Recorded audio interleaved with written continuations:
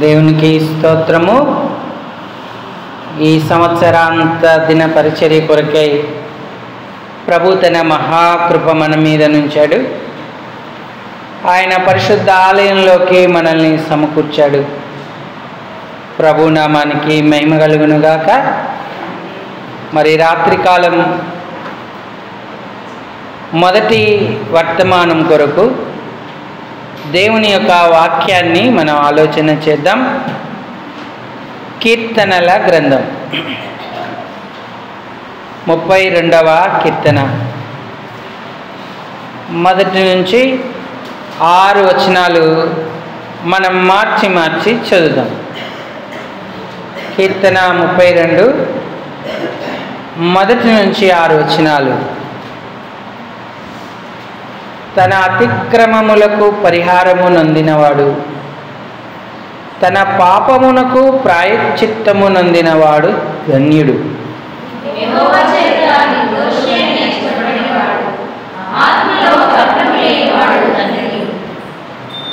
నేను మౌనినై ఉండగా దినమంతయు నేను చేసిన నా ఆర్తధ్వని వలన నా ఎముకలు క్షీణించినవి.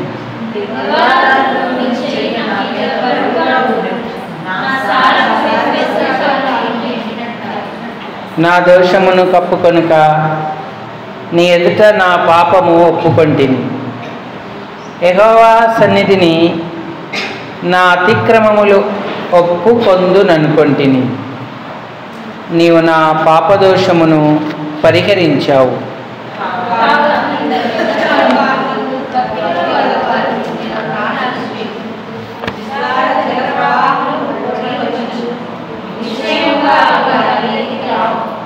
ఐదవ వచనాన్ని మనందరం కలిసి ఒకసారి బిగ్గరగా చదువుకుందాం.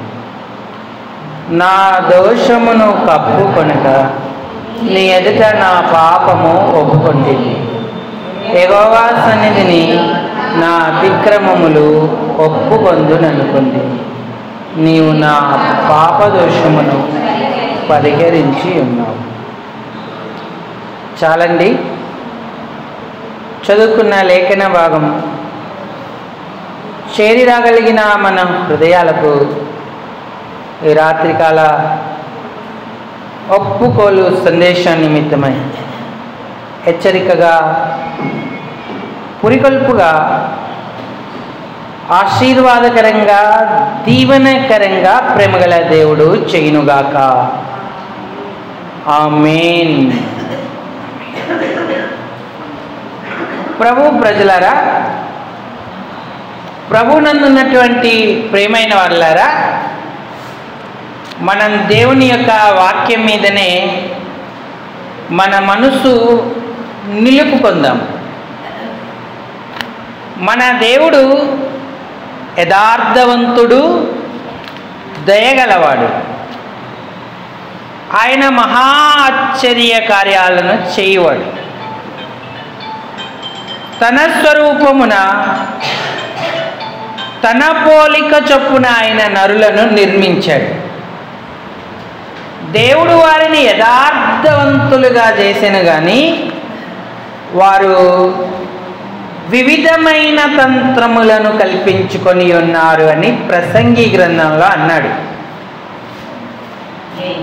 ఎప్పుడైతే ఏదేనులో ఆదాము పాపం చేసి ఏదేను తోట నుంచి వెళ్ళగొట్టబడ్డాడో అప్పటి నుంచి మానవ జాతి పతనమై మరణము లేదా పాపము వలన వచ్చు జీతము మరణమే వారికి ప్రాప్తమై ఆరని అగ్నికి వెళ్ళవలసిన స్థితిలో ఉన్నారు. ఏదేనులో ఉన్న ఉల్లాసం, ఏదేనులో ఉన్న ఆనందం, ఏదేనులో దేవునితో ఉన్న సావాసం కోల్పోయిన మానవుడు దేశదిమ్మరిగా దిగులు పడుతూ పాప భారం మోస్తూ శాపాన్ని, రోగాన్ని భరిస్తూ వచ్చాడు. అయితే మానవుడు తాను చేసుకున్నటువంటి పాపాన్ని బట్టి అనుభవిస్తున్న శిక్ష నుంచి మానవుణ్ణి విమోచించాలని దేవుడు సంకల్పించాడు. ఇప్పుడు దేవుడు కోరుతుంది ఏంటంటే అతిక్రమములకు పరిహారము నొందాలి, వారి పాపాలకు ప్రాయశ్చిత్తము కలగాలి. అందుకొరకు ఏం చేయాలి అంటే దేవుడే స్వయంగా మానవుడై మానవునికి రావలసిన యావత్ శిక్ష తానే భరించాడు. మన అపరాధముల నిమిత్తమై ఆయన పట్టబడ్డాడు, కొట్టబడ్డాడు. ఆయన శిలువ శిక్షనంతటిని కూడా భరించాడు. దేవుని వాక్యం ఏమని సెలవిస్తూ ఉందంటే చూడండి, 53 యెషయా గ్రంథం 3వ వచనం నుంచి సహాయం చేయండి. అతడు తృణీకరింపబడిన వాడాయను, మనుషుల వలన విసర్జింపబడిన వాడు,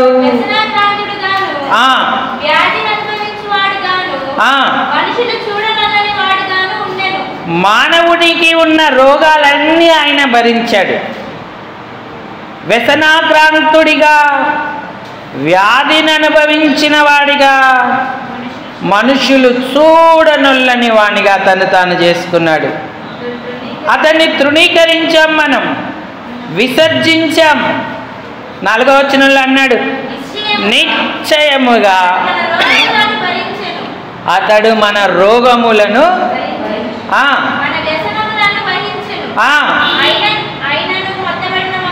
ఆయనను మొత్తబడిన వానిగాను,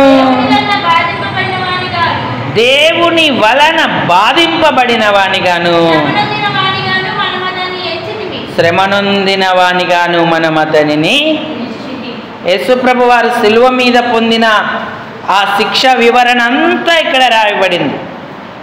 ఆయన ఎందుకు గాయపరచబడ్డాడంటే మన అతిక్రమములను బట్టి.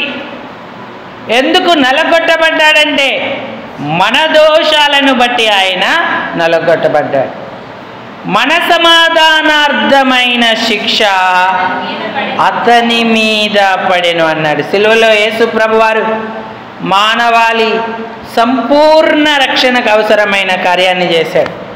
నీ చేతుల్లో నా చేతుల్లో మేకులు కొట్టబడాలి, నీవు నేను బడవలసిన స్థితిలో ఉన్నాం. ఆయన వీపంతా నాగటి చారల వలె దున్నబడింది కొరడా దెబ్బల చేత. శ్రమను అనుభవించిన వానిగా మనం అతన్ని చూసాం. దేవుడే మొత్తాడు అనుకున్నాం, కానీ అది నీ కొరకు నా కొరకు అని మనం గ్రహించలేకపోయాం. మనకు రావలసిన శిక్ష, మన సమాధానార్థమైన శిక్ష అతని మీద పడింది. మనము విమోచన, స్వస్థత అనుభవించేటువంటి వారంగా ఉన్నాం. మరి నీ అతిక్రమాలకు పరిహారం దొరికిందా?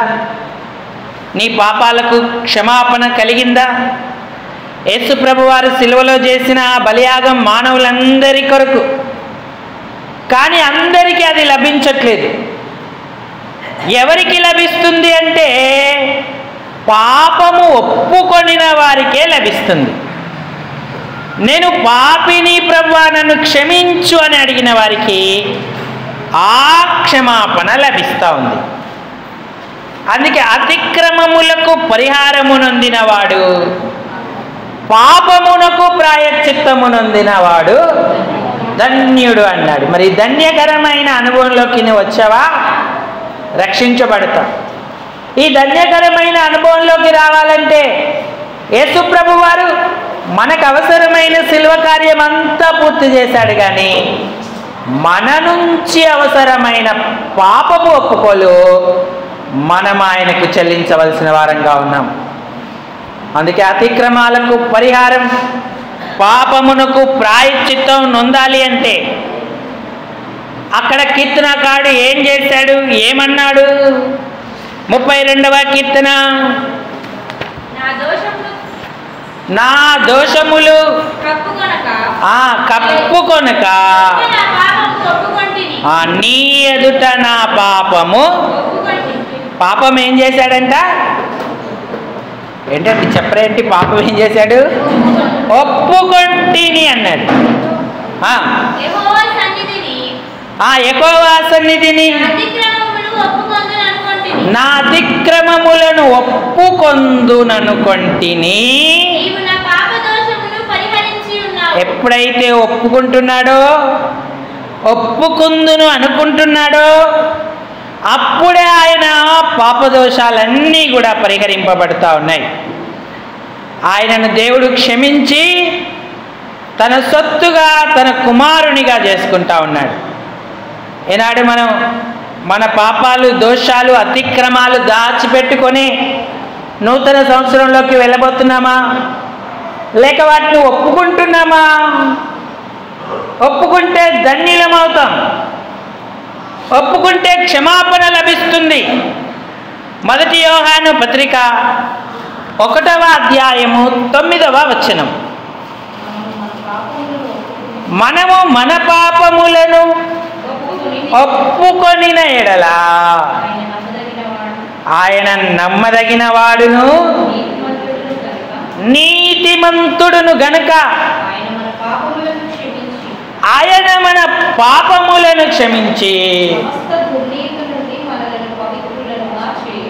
సమస్త దుర్నీతి నుండి మనలను పవిత్రులనుగా చేయను అన్నాడు. కాబట్టి ఒప్పుకోలే ముఖ్యం. ఒప్పుకున్నవాడు రక్షణ పొందుతున్నాడు, పాప క్షమాపణ పొందుతా ఉన్నాడు. యోబు గ్రంథం 31వ అధ్యాయము 33వ వచనం. యోబు గ్రంథం 31వ అధ్యాయం. ఆదాము చేసినట్లు నా దోషములను దాచిపెట్టుకొని మహాసమూహమునకు భయపడియు కుటుంబముల తిరస్కారమునకు జడిసియు నేను మౌనముగా నుండి ద్వారము దాటి బయలు వెళ్ళక రమ్ములో నా పాపమును కప్పుకొనిన ఎడలా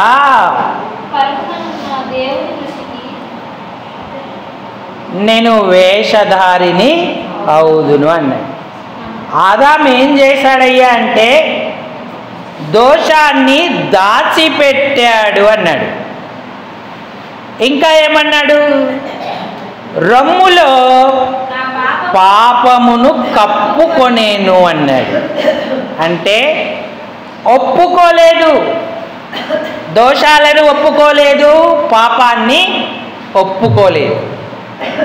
అయితే ఆదాము చేసినట్టు నేను చెయ్యను అని యోబు చెబుతూ, అలా చేస్తే పరలోకములో ఉన్న నా దేవుని దృష్టికి నేను వేషధారిని అవుదునన్నాడు. ఆదాము ఒప్పుకుంటే ఆనాడే సంపూర్ణ పరిహారం అయిపోయేది.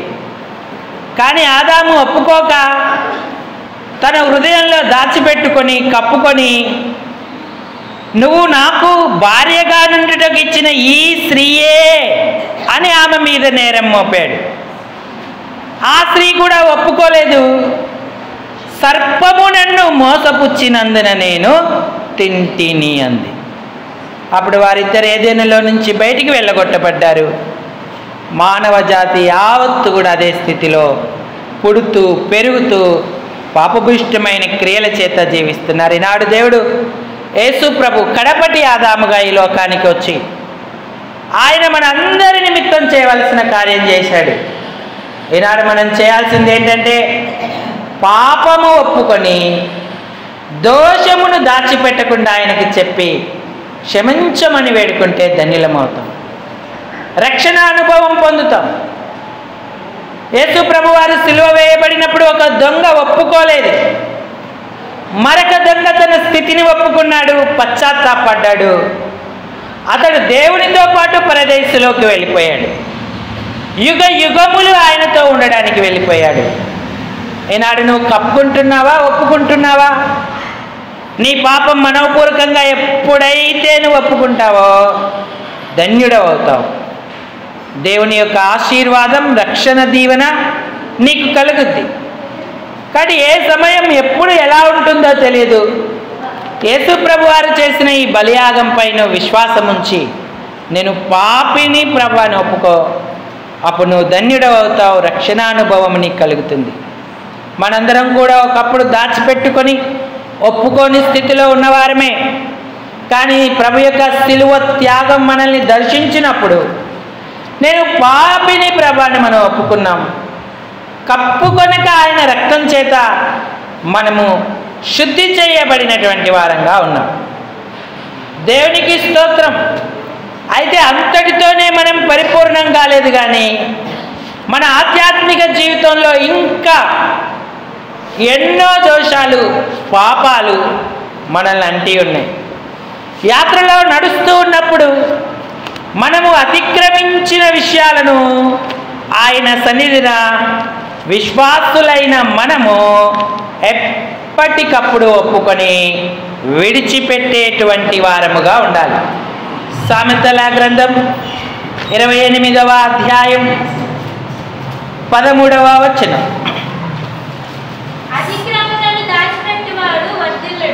అతిక్రమములను దాచిపెట్టువాడు వర్ధిల్లడు,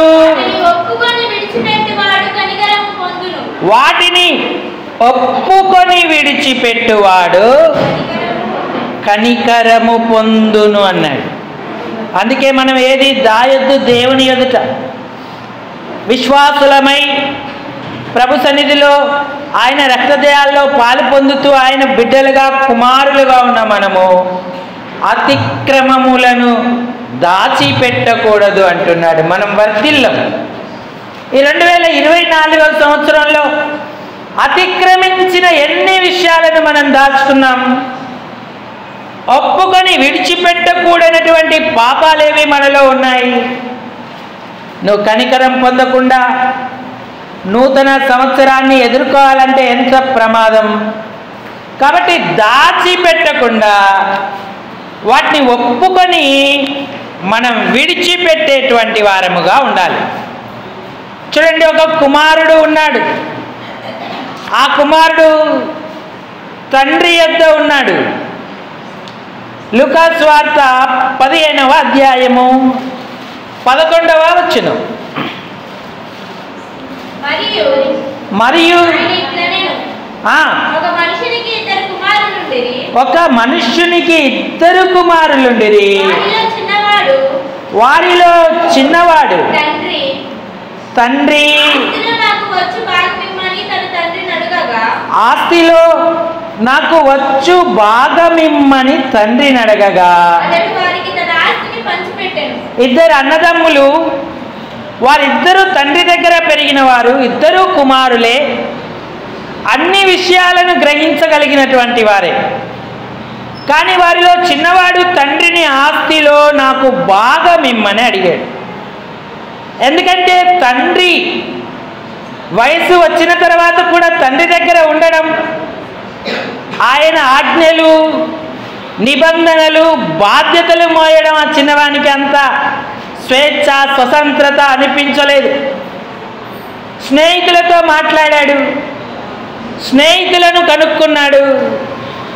మరి ఎవరు సలహా ఇచ్చారో తెలియదు, కానీ ఆస్తిలో భాగము పంచి పెట్టమని అడిగాడు. తండ్రి ఏం మాట్లాడలేదు, సరే అని చెప్పి వారిద్దరికి కూడా ఆస్తి పంచి ఇచ్చాడు అన్నదమ్ములకి. కొన్ని దినములైన తర్వాత తన ఆస్తినంతటిని కూర్చుకొని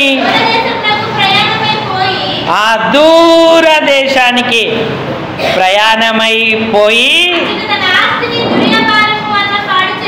అతడు తన ఆస్తిని దుర్వ్యాపారము వలన, ఈ కుమారుడు ఆస్తిని కూర్చుకున్నప్పుడే వెళ్ళిపోయాడు తండ్రి దగ్గర నుంచి. తండ్రికి అతని హృదయానికి ఎంతో దూరం ఎడమైపోయింది. కొంతకాలం ఉన్నాడు, కొన్ని దినాలైన తర్వాత ప్రయాణమయ్యాడు. ఆ కొన్ని దినాలు ఎలా ఉన్నాడంటే ఏదో ఉండాలి కదా అన్నట్టుగా ఉన్నాడు, రావాలి కదా అన్నట్టుగా తండ్రి దగ్గరికి వస్తున్నాడు. ఎందుకంటే ఉదయంలో ఆల్రెడీ నేను ఆస్తిని కూర్చుకున్నానికే వెళ్ళిపోతానన్న నిర్ణయంలోనే ఉన్నాడు. మరి కొన్ని దినాలైన తర్వాత ఇక భౌతికంగా కూడా తండ్రికి దూరం అవ్వడానికి ఆస్తినంతటిని కూర్చుకొని దూర ప్రయాణమై వెళ్ళిపోయాడు. అచ్చట తన ఆస్తిని దుర్వ్యాపారము వలన పాడు చేసేను అన్నాడు. ఎందుకంటే అక్కడ ఆజ్ఞ ఇచ్చేవారు లేరు. నా కుమారుడు ఇది చెయ్యొద్దు, అది చెయ్యొద్దు, దీనివల్ల నీకు నష్టం, దీనివల్ల నీకు కష్టం, ఈ హద్దుల్లో ఉండు, నీ అంతటా నీవు సొంత నిర్ణయాలు తీసుకోకు అని చెప్పే వాళ్ళు ఎవ్వరూ లేరు. స్వేచ్ఛ, స్వతంత్రత. ఎంత తాగాలంటే అంత తాగుతున్నాడు, ఎంత తినాలనుకుంటే అంత తింటున్నాడు. స్నేహితులు కూడా అతనికి ఎక్కువ మంది ఉన్నారు. ఎందుకంటే ఆస్తి ఉంది కదా. స్నేహితులందరినీ పిలిచి వారితో జల్సా చేస్తూ ఉన్నాడు. నీకేం కావాలరా, నేనున్నాను, కొనిస్తానని చెప్పి కావలసినవన్నీ వారికి కొనిస్తూ ఉన్నాడు. ఇక స్నేహితులు కూడా వారిని చక్కగా పొగుడుతూ ఉన్నారు. ఎంత మంచివాడు మన స్నేహితుడు, మనకు కావలసినవన్నీ ఇస్తున్నాడని చెప్పి ప్రశంసిస్తూ ఉన్నారు. లెక్క లేకుండా అతి విస్తారంగా వాటన్నింటిని కూడా మరి అతడు పాడు చేస్తూ వచ్చాడు. దుర్వ్యాపారం. దుర్వ్యాపారం ఏంటి?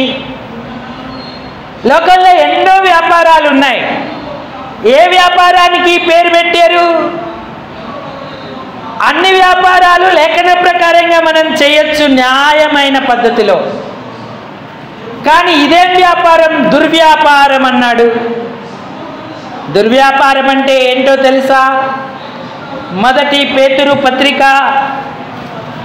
4వ అధ్యాయము 3వ వచనం. మనము పోకిరి చేష్టలు, దురాశలు, మద్యపానము,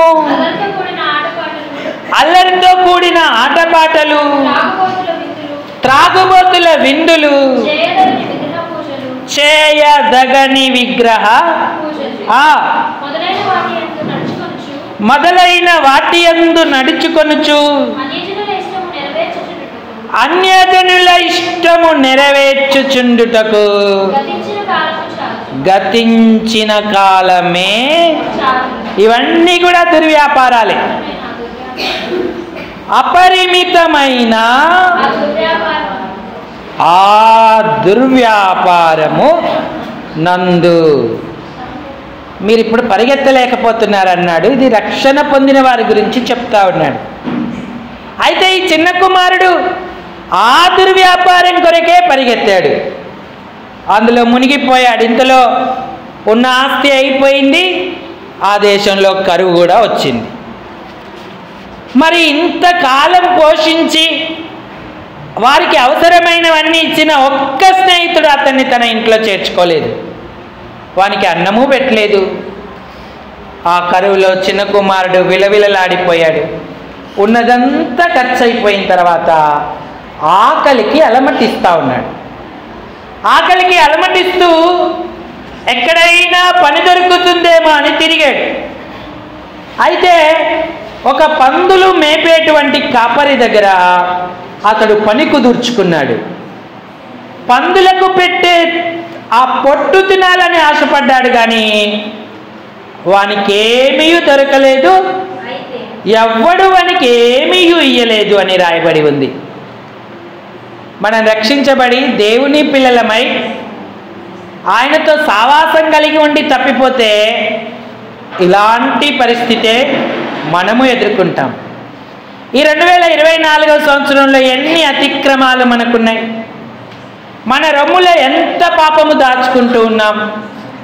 విడిచిపెడితే, ఒప్పుకుంటే కనికరం పొందుతాం, వర్ధిల్లుతాం. 2024 కంటే కూడా 25వ సంవత్సరంలో ఎక్కువగా వర్ధిల్లే భాగ్యం మనకు లభిస్తుంది. వాస్తవానికి మన అందరం కూడా అతిక్రమించిన వారమే. అనేక విషయాలు మనలో దాచుకున్నటువంటి వారమే తండ్రి నుండి దూరమైనటువంటి వారు. తండ్రి చిన్న కుమారుని గురించి ఏమన్నాడంటే, ఈ నా కుమారుడు తప్పిపోయేను అన్నాడు. తప్పిపోయి ఇప్పుడు దొరికాడు. రెండవది అన్నాడు, చనిపోయి బ్రతికేను అన్నాడు. తప్పిపోయినటువంటి స్థితిలో ఉన్న ఈ కుమారుడు చాలా కాలం బాధపడ్డాడు. అయ్యో, నేనెంత పొరపాటు చేశానని గ్రహించాడు. బుద్ధి తెచ్చుకున్నాడు. నేను ఇప్పుడే లేచి తండ్రి దగ్గరికి వెళతాను. నా తండ్రి ఇంట కూలివాండ్రకు అన్నము సమృద్ధిగా ఉన్నది, ఇక్కడైతే నేను ఆకలికి చచ్చిపోవచ్చున్నాను అన్నాడు. కుమారుడు చేసిన ఒకే ఒక తీర్మానం, ఒకే ఒక ఒప్పుకోలు అతన్ని దోషాలన్నీ పరిహరించేలా చేసింది. అతనికి తండ్రి కనికరము దొరికింది. చూడండి, లూకా సువార్త 15వ అధ్యాయం 18, 19 వచనాలు. నేను లేచి నా తండ్రి యొద్దకు వెళ్ళి, తండ్రి, నేను పరలోకమునకు విరోధముగాను నీ ఎదుటను పాపము చేసి తిని, ఇక మీదట నీ కుమారుడని అనిపించుకొనుటకు యోగ్యుడను. ఈ ఒక్క ఒప్పుకోలే ఎంత గొప్ప దీవెన ఆ కుమారునికి ఇచ్చింది. ఇలా చెబుతాననుకున్నాడు, నిర్ణయించుకున్నాడు. నన్ను నీ కూలివానిలో ఒక్కనిగానైనా పెట్టుకొనిమ్మని అతనితో చెప్పుదుననుకొని లేచి తండ్రి యొద్దకు వచ్చెను. ఈ గొప్ప తీర్మానం, ఒప్పుకోలు కుమారుని జీవితాన్ని మార్చేసింది. ఎంత నష్టపరిచినా, ఎంత వ్యభిచరించినా, ఎంతగా తన ఆస్తిని పాడు చేసినా తండ్రి కుమారుని కనికరము చూపించి మెడ మీద పడి ముద్దు పెట్టుకున్నాడు. 20వ వచనం చదవండి. వాడు ఇంకా దూరముగా ఉన్నప్పుడే తండ్రి వానిని చూచి కనికరపడి పరిగెత్తి వాని మెడ మీద పడి ముద్దు పెట్టుకొనేను అన్నాడు. ముద్దు ప్రేమకు సూచన. ఇంకా తండ్రి యొక్క ప్రేమ కుమారుని పట్ల తగ్గలేదు. ఏనాటికైనా నా కుమారుడు తిరిగి వస్తాడు అని చెప్పి ఆయన ఎదురు చూస్తూ ఉన్నాడు. తప్పిపోయి చచ్చిపోయాడనుకున్న కుమారుడు తిరిగి రాగానే తండ్రి పరిగెత్తుకొని వెళ్ళాడు. ఆ కుమారుని మీద కనికరపడి మెడ మీద పడి ముద్దు పెట్టుకున్నాడు. ఈనాడు ప్రియులారా, ఈ సంవత్సరంలో మనం ఎంత తప్పిపోయామో, ఎంత అతిక్రమించామో, ఎంతగా తండ్రిని దుఃఖపరిచామో, అయినా సరే నువ్వు ఒక్క తీర్మానం, చిన్న ఒప్పుకోలు ఆయనకు తెలియజేస్తానంటే ఆయన ఎప్పుడు మనకంటే ఒక అడుగు ముందుగానే ఉంటాడు, కనికరపడతాడు. తూర్పుకు పడమర ఎంత దూరమో పాపాలకు మనకు అంత ఆయన దూరపరుస్తాడు, మనల్ని చేర్చుకుంటాడు. వాస్తవానికి ఈ తప్పిపోయిన కుమారుడు పందులను మేపుతూ వచ్చాడు. తండ్రి ప్రేమ అతడి వస్త్రాలను చూడలేదు, పెరిగిన అతని జుట్టును చూడలేదు, మరి మురికితో దుర్గంధముతో నిండిన అతని దేహాన్ని చూడలేదు. ఆ కుమారుడు ఎంత దుర్వాసన వేస్తున్నా సరే తండ్రికి అది అసహ్యం అనిపించలేదు. నా కుమారుడు నా యొద్దకు వచ్చాడన్న సంతోషంలో ఆ కుమారుని మెడ మీద పడి ముద్దు పెట్టుకున్నాడు. ఎంత ప్రేమ గలవాడు. ఈ వాచ్ నైట్ సర్వీస్లో నువ్వు ఇంకా అతిక్రమాలు దాచిపెడుతున్నావా, పాపాన్ని దాచిపెడుతున్నావా? నేను రక్షించబడ్డానండి అని అన్నప్పటికీ కూడా మన జీవితంలో రహస్య పాపాలు ఉంటాయి. మోషే అన్నాడు, నీ ముఖకాంతిలో నా రహస్య పాపాలు కనబడుచున్నవి అన్నాడు. మనం ఒక్కరం కాదు, మనం ఇద్దరం. మనము బయటికి కనబడే ఒక్కరం, మన లోపల ఉన్న మనము ఒక్కరం. మనం అందరికీ చక్కగా కనబడతాం, కానీ మన అంతరంగంలో ఉన్న మనకు దేవునికి మాత్రమే తెలుస్తాం. మరి ఆ నువ్వు యథార్థంగా ఉన్నావా? ఆ అతిక్రమాలను, దోషాలను దాచిపెట్టుకొని ఉన్నావా? వాటిని ఒప్పుకుంటే ధన్యులం అవుతాం.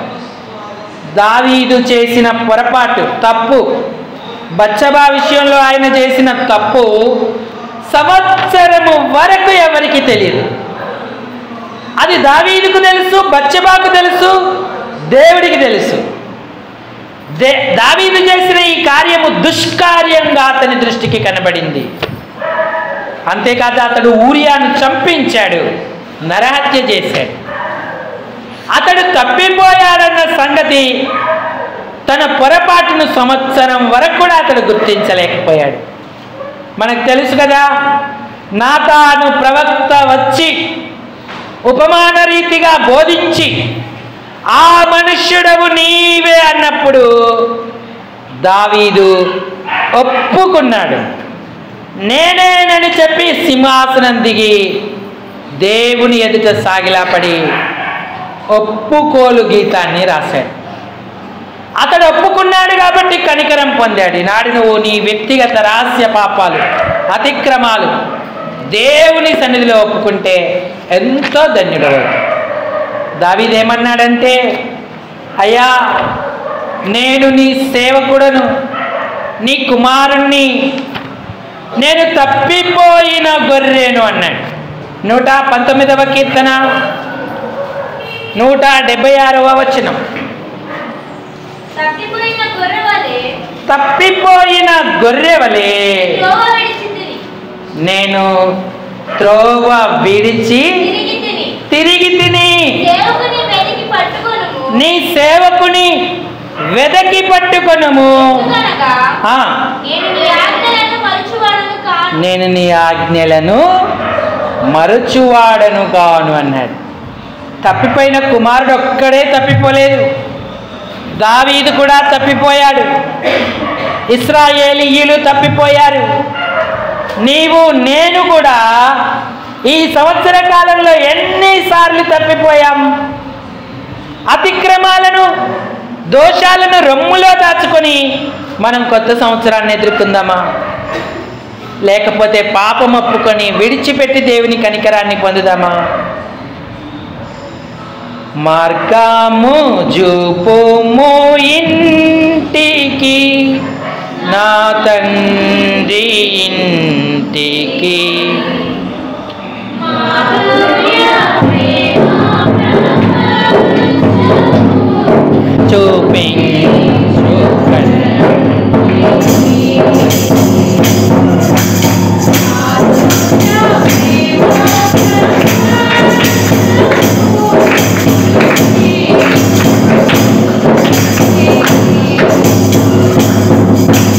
కొడుకునే కా